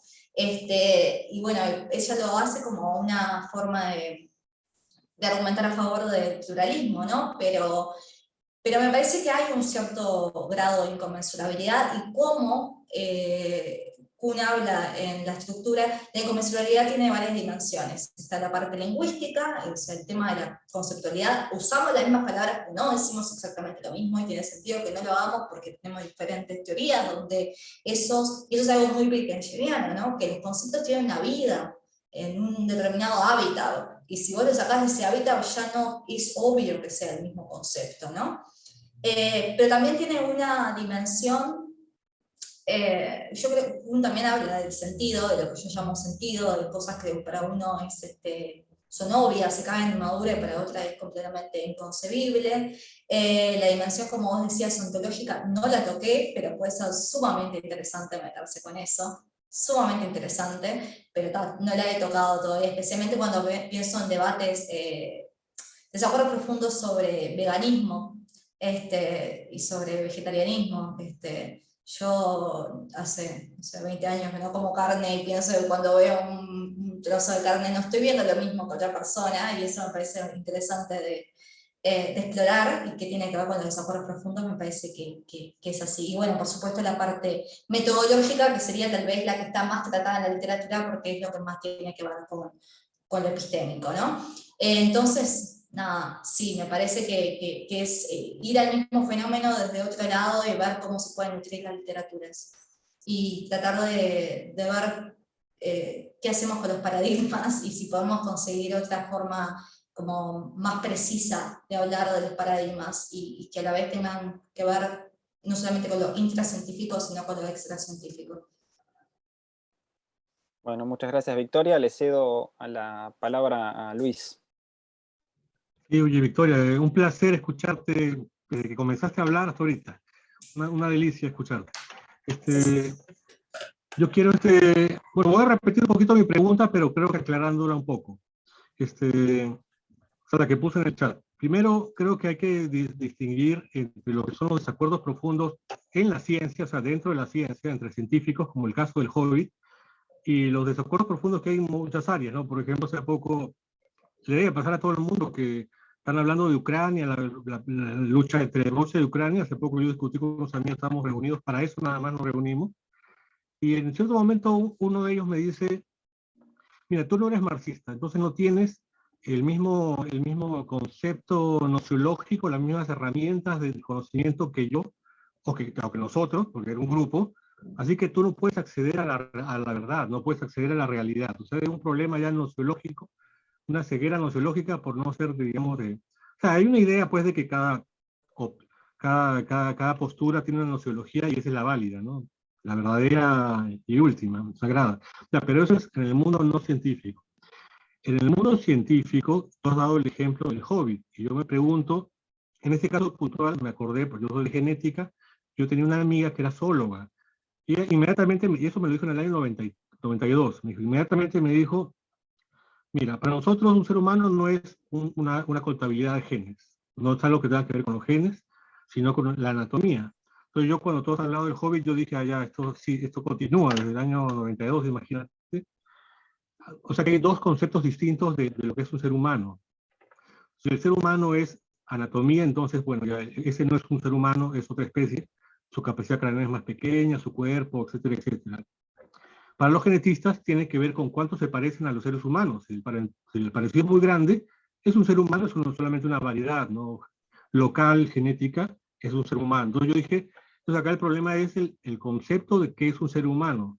Yo digo, y ahí se resuelve el problema. Pero en realidad no se resuelve, porque la pregunta es cómo yo digo que mi concepto vale más que el tuyo, o mejor dicho, que mi concepto es el verídico, y el concepto de los taxónomos o de los anatomistas, ese no vale. Entonces, ahí yo creo que igualmente siempre nos resbalamos a la parte nociológica. Ese es mi comentario. ¿Tú qué dices? Gracias, muchas gracias por ese comentario.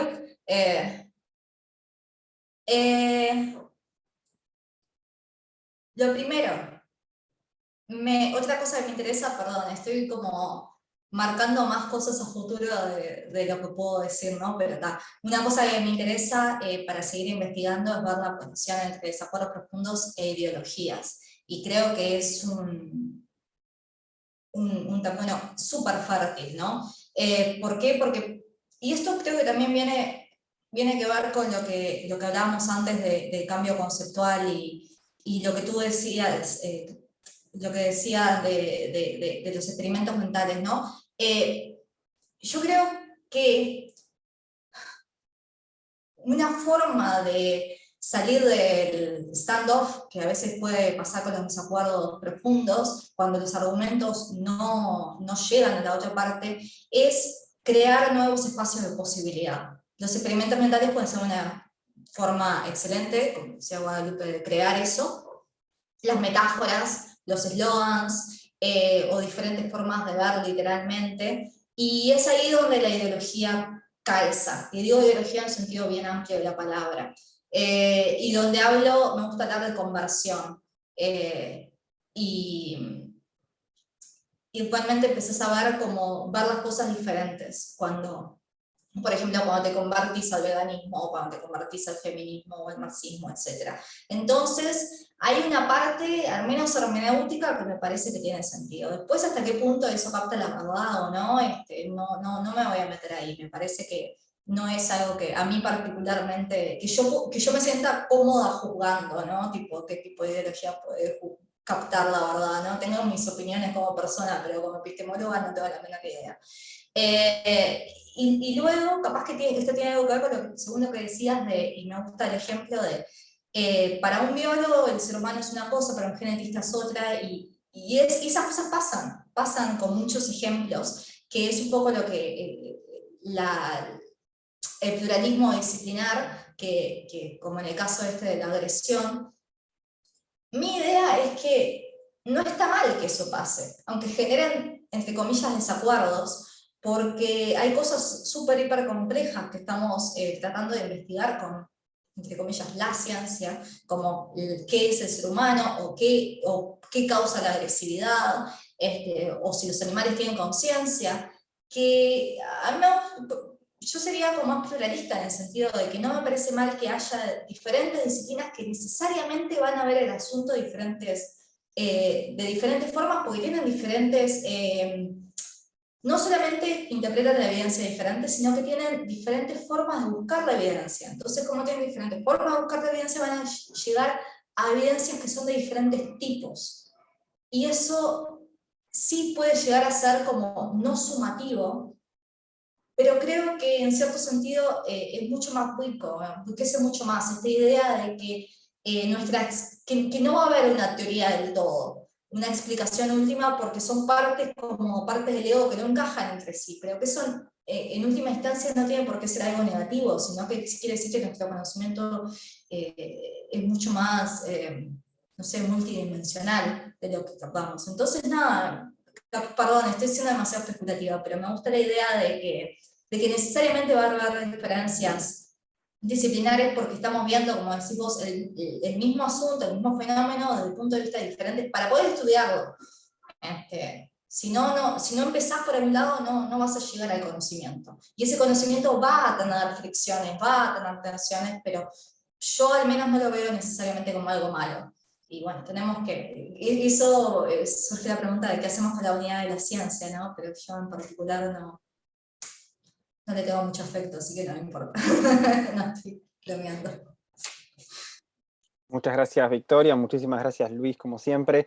Bueno, hay un comentario al que solo voy a referir nominalmente de Leandro sobre la noción de función en biología, dado que hay bastantes preguntas, el mismo Leandro lo deja ahí y lo va a llevar al Classroom, y te invito, Leandro, si tenés ganas, luego le podemos transmitir a Victoria de modo directo después de la reunión las preguntas que queden, va para Leandro en particular, pero para todos los que no lleguemos a preguntar, porque por suerte hay muchas preguntas. Así que voy a empezar a hacer, dado que el tiempo ya empieza a correr un poco, algunos pegotes de preguntas. Voy a tratar de vincular la pregunta de Camilo, que se pregunta en general sobre los antecedentes históricos, sobre la discusión acerca de los desacuerdos, y tal vez algo de eso pueda enlazarse con la pregunta de Elberto, que es la última pregunta que figura en el chat, y pregunta en particular si los desacuerdos profundos involucran desacuerdos acerca de la racionalidad misma, es decir, acerca de la posibilidad de considerar o no a otros u otras como agentes racionales, por ejemplo, en comparación con uno mismo. En fin, dejo ambas preguntas y Victoria, cubrilas como quieras. Gracias. Si los desacuerdos profundos involucran desacuerdos respecto a la personalidad misma, sí, yo creo que en última instancia, cuando investigas los desacuerdos profundos, investigas esas cosas. ¿Qué es la evidencia? ¿Qué es la posicionalidad? ¿Hasta qué punto? Y eso es algo que me interesa particularmente, ¿no? Porque vos decís, podemos considerar que otra persona está equivocada, pero sigue siendo una persona pasional, incluso inteligente, incluso sagaz o lo que quieras. ¿Y hasta qué punto ese juicio se pierde? Porque lo que dice no es que esté equivocado, es que es una barbaridad. Y hasta qué punto a veces perdemos nuestro respeto epistémico según las opiniones que tienen los demás. Y eso me parece que puede llegar a ser esta idea del elástico que se estira hasta que en un momento se quiebra, ¿no? Y entonces me interesa muchísimo ver hasta qué punto va esa pasionalidad, al menos desde el punto de vista interno. No me interesa meterme como externamente, decir, vos sos pasional o vos no lo sos, porque no sabría ni por dónde empezar. Pero sí me interesa ver hasta qué punto los agentes están dispuestos a pensar en el otro como un ser racional, un ser pensante, un ser... Y hasta qué punto eso ya se quiebra, porque lo que dice, de vuelta, no es que solamente esté equivocado, sino que ni siquiera tiene sentido. Y eso es algo que me parece que es muy, pero muy relevante hoy en día cuando vemos cosas, por ejemplo, cuando uno escucha que existen terraplanistas, que hoy en día es como, ¿cómo puede ser? Y luego vas y ves, o lo mismo con los creacionistas, que en verdad su forma de pensar es bastante compleja, ¿no? Aunque sea totalmente equivocada, ¿no? Entonces, la pregunta está sobre el tapete de hasta qué punto alguien puede ser pasional cuando se equivoca demasiado, ¿no? Y nada, eso no sabría contestarlo, pero me parece que podemos empezar a investigarlo como esa especie de gradualidad, de hasta qué punto se llega, ¿no? Y me parece que sí que podemos usar estudios de caso y que quizás hasta deberíamos ir a los detalles de la discusión. Y luego no sé qué más había, perdón. No, sí, si querías comentar algo muy general o acá, o podés dejarlo para alguna respuesta más directa a quien preguntó, que ahora ya no recuerdo, bueno, tengo tantas preguntas. Camilo Rendón, si podías dar aunque sea una visión general acerca de los orígenes históricos de este tipo de discusiones. Sí, es que un poco ya lo hice con el tema del artículo como inaugural, que fue el de Foilen del 85.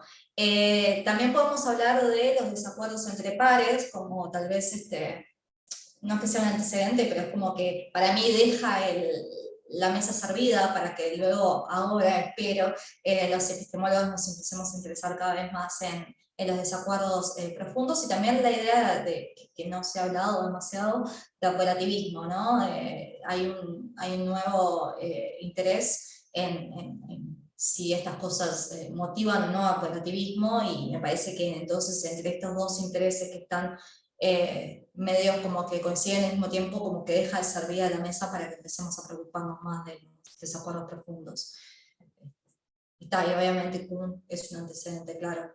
Y Wittgenstein, ¿no? Mucha gente toma a Wittgenstein como eso, pero bueno, si hablamos de Wittgenstein, podemos pensar que es un antecedente de todo. Sí, sí.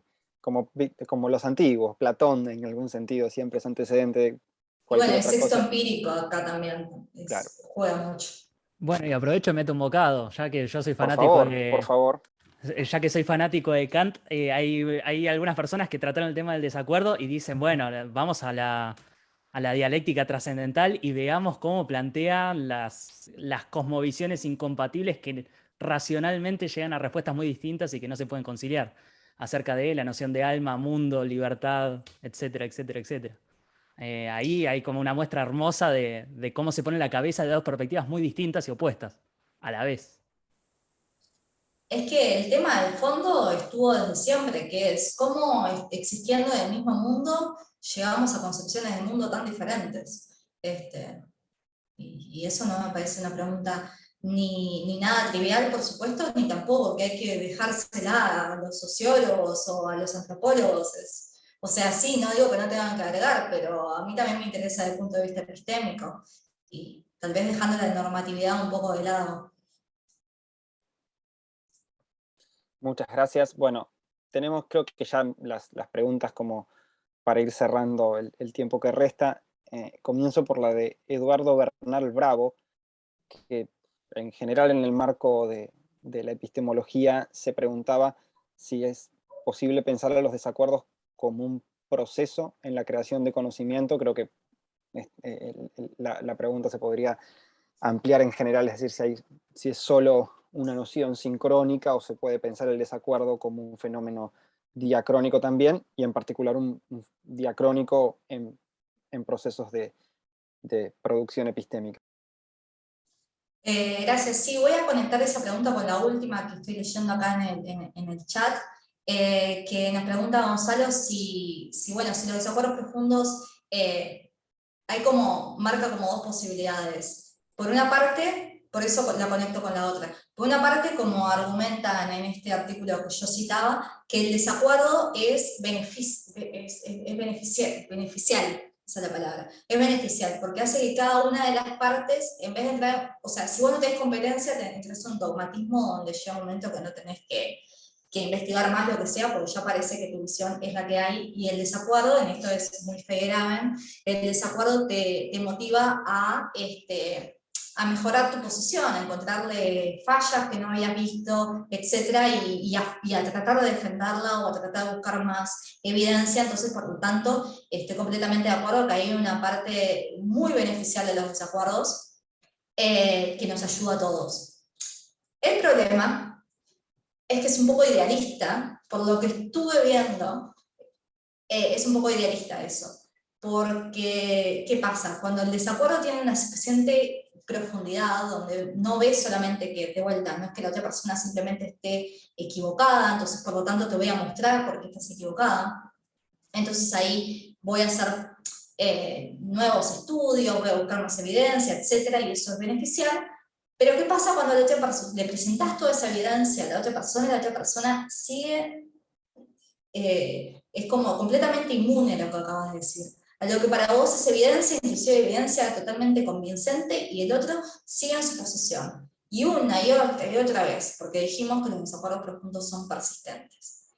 Y esto vuelve a lo anterior. En un momento dejás de pensar que la persona con la que estás lidiando es un ser racional que merece que vos hagas todo este esfuerzo cognitivo, que muchísimas veces consume mucho tiempo, muchas neuronas, mucho todo, y simplemente dejás. Decís, esto no merece mi atención, me quedo con los míos, y empezás a considerar, y empezás a perderle el respeto epistémico cada vez más a la otra persona, al otro grupo, porque ves que la otra persona no está correspondiendo a lo que para vos es evidencia. ¿Se entiende? Entonces, si bien, en teoría, estoy completamente de acuerdo que hay una parte muy beneficiosa de los desacuerdos, y que está bien que haya desacuerdos y que argumentemos y todo eso, el hecho que un desacuerdo sea profundo es más probable que te enganche en un bucle que termina en la democión del otro, de pensar que es un ser pasional, cognitivo, epistémico y que merece tu atención, y puede terminar, por lo tanto, en un dogmatismo y en una especie de cámara de eco, que son cosas que estamos viendo. Porque la forma de pensar del otro me es tan ajena que si uno no hace el esfuerzo de investigar y empezar a considerar por qué es así y por qué lo que te estoy diciendo como evidencia, vos no sos receptivo a ello, porque en tu forma de ver que esto no es evidencia o no es evidencia concluyente, entonces empezamos a pensar que simplemente son estúpidos o que piensan, o que fueron le lavaban la cabeza, o que se motivan puramente por razones no epistémicas, como el lucro u otras cosas. Entonces, las dos cosas. Por más de que en teoría los desacuerdos profundos son muy beneficiosos, en la práctica tenemos siempre este riesgo de que lleven al dogmatismo y a la insularización de visiones. Y también me parece importante decirlo porque hay que estar un poco como en guardia de esas cosas. Muchas gracias, Victoria, también por ahí acoplar las dos últimas preguntas que quedaban. Nos queda apenas un minutito que quería usar para dos cosas. En primer lugar, agradecerte muchísimo por la participación, por la charla que fue increíble. Siempre, bueno, aprendo mucho leyendo lo que escribiste, y ahora también teniendo la oportunidad de escucharte fue genial para mí. Se vio, creo que en las preguntas, que despertó muchísimo interés. Dicho eso, también un agradecimiento enorme a todas las personas que participaron con sus preguntas, y el aviso de que si quedó algo pendiente, algo que quieran profundizar o charlar con Victoria, pueden enviarnos sus preguntas, que nosotros se las transmitimos, o incluso podemos compartirles su contacto para que estén precisamente en contacto. Así que, además de agradecerte mucho, quería aprovechar la oportunidad para bueno, y ahí está el público agradeciendo también, los participantes, aprovechar también para que, a modo de cierre, si tenés ganas, nos comentes brevemente sobre el evento que el grupo en el que trabajás suele hacer en Montevideo. Es un evento presencial que se hace en Montevideo, pero sí, al menos en las viejas épocas había publicaciones posteriores con trabajos o algún tipo de difusión. No sé qué tienen pensado, pero me parece que es interesante que tanta gente que se interesó por tu charla pueda saber un poquito más del trabajo que están haciendo allí. Bueno, gracias. Gracias a todos por los saludos y por las preguntas. Después, si podés pasarme el chat, si puede haber una forma, porque no he podido leer las preguntas y las quiero leer. Y gracias por darme la oportunidad de... Es como cuando las celebridades van a los programas que después dicen, ay, tengo una película para pasar el chivo así. Sí, vamos a hacer un coloquio del 4 al 6 de mayo sobre temas de ciencia y tecnología, tanto en filosofía, en CTS, en historia de la ciencia, etc. Va a ser muy, muy movido, muy distinguido, y bueno, más cerca de la fecha, les puedo hacer llegar un mail con la información, y ustedes lo pueden distribuir. Y bueno, y es el GESIT, que es el Grupo de Estudios Sociales de la Ciencia y la Tecnología, y cada tanto hacemos eventos, hacemos cursos. Estamos haciendo cursos virtualmente, donde se han anotado gente, de Argentina, de otros países, así que si están interesados también pueden hacernos llegar sus inquietudes, y capaz que podemos hacerle llegar todos los eventos que estaremos haciendo, así que bueno, sí, el 4 y el 6 de mayo, falta un cacho, pero va a estar bueno y eso. Y bueno, los invito a todos a Montevideo, si en algún momento están por la vuelta. Bueno, muchísimas gracias, Victoria. Si cuando tengas cualquier material, ahí queda en el Classroom para bueno, todos los que están presentes aquí, los que no han podido estar hoy, que son bastantes. Así que, bueno, gracias infinitas de nuevo. Gracias a Sasha y a Nacho, como siempre, por la colaboración con todo. Y bueno, más que nada, gracias a todos y a todas por su participación, por sus preguntas, por su interés. La verdad que es sorprendente cada vez más, cada reunión para nosotros encontrar tanta gente interesada en lo que estamos haciendo. Así que, Nacho, cuando quieras cerrar la grabación y nosotros nos quedamos solo para que se den asistencia, el alta de la asistencia a quienes faltan y responder alguna preguntita administrativa que quede por ahí.